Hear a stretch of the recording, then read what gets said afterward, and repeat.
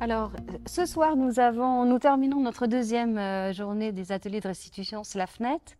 Et donc, on a vraiment passé une seconde très belle journée de discussion et d'échange avec les collègues venus du continent africain et ceux d'Europe.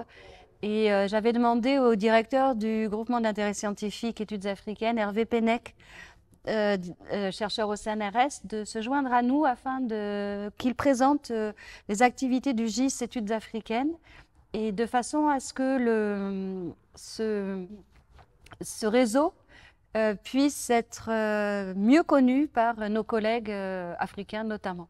D'autant plus que nous avons le projet, Hervé, d'organiser les prochaines rencontres d'études africaines en France, à Nice, en début juillet 2024. Donc je te remercie vraiment d'être avec nous. Et peux-tu nous dire quelques mots sur le GIS et ce que tu as pensé justement de cette journée slafnésienne? Merci tout d'abord, Marie-Pierre, pour l'invitation. C'était un réel plaisir pour moi d'être présent et de comprendre aussi comment s'est constitué ce réseau, comment en 6 années il a pu évoluer, quels ont été différents événements qui ont structuré ce réseau. Et ça rentre effectivement en écho avec l'autre réseau dont tu fais aussi partie, qui est le groupement d'intérêt scientifique sur les études africaines en France. Et ce réseau qui a pour objectif de fédérer les chercheurs qui travaillent sur le territoire national, a aussi pour objectif, peut-être à plus long terme, de fédérer aussi au niveau du continent africain et des chercheurs qui travaillent sur ces zones, donc les études africaines dans l'ensemble des disciplines des sciences humaines et sociales. Donc c'était pour moi l'occasion à la fois de voir comment ce réseau a pu se structurer et peut-être aussi de prendre expérience de vos activités pour les élargir au niveau du GIS études africaines.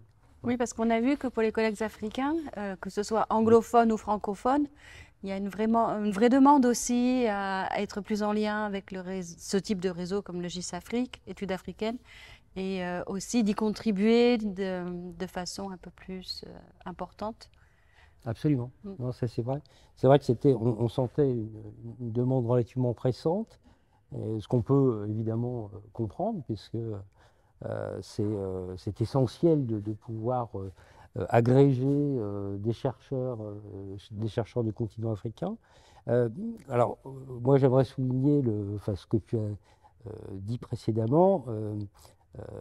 Les rencontres des études africaines vont pouvoir se dérouler, la 8e édition va pouvoir se dérouler à Nice. Et donc là, c'est vraiment une occasion fantastique pour donner de la visibilité d'un point de vue régional, mais du point de vue aussi du réseau qui s'est structuré. De m'avoir donné l'occasion de venir ici, c'était aussi un moyen de faire de la publicité, d'une certaine manière, de ce réseau, et puis peut-être de garder présent à l'esprit des possibilités d'élargissement encore de ce réseau.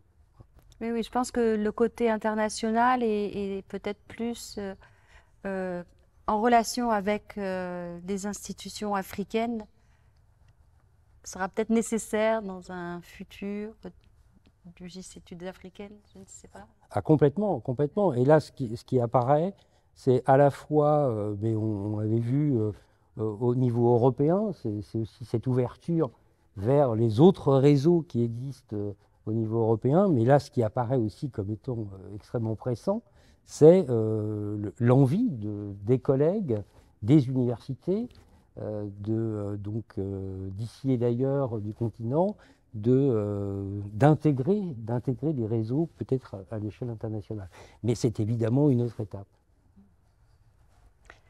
Merci beaucoup Hervé. Nous sommes ravis d'accueillir les REAF l'année prochaine à Nice. C'est un très très beau projet aussi au niveau de l'Université Côte d'Azur.